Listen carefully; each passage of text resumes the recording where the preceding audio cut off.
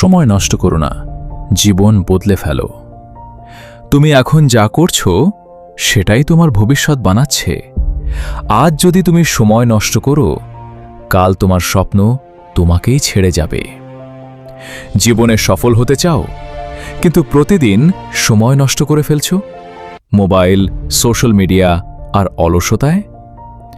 একটা সত্যি কথা শোনো, সময় কখনো থেমে থাকে না, কিন্তু আমরা অনেক সময় থেমে যাই। একটা ছেলে ছিল, তার অনেক স্বপ্ন ছিল, বড় কিছু করার ইচ্ছা ছিল, কিন্তু সমস্যা একটাই, সে ভাবত কাল থেকে শুরু করব, আজ না, কাল।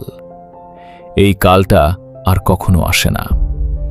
একদিন সে বুঝল তার বন্ধুরা এগিয়ে যাচ্ছে আর সে এখনো একই জায়গায় দাঁড়িয়ে।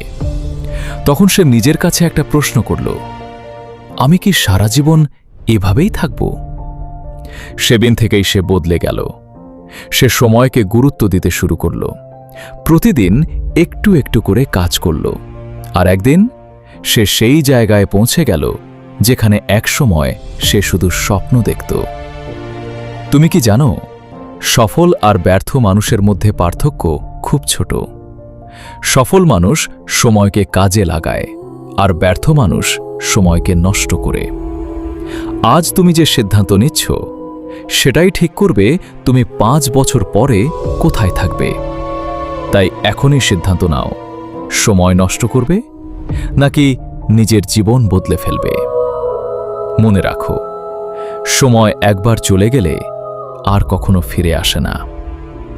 আজ থেকেই শুরু করো, ছোট ছোট কাজ দিয়ে শুরু করো, আর নিজেকে বদলে ফেলো।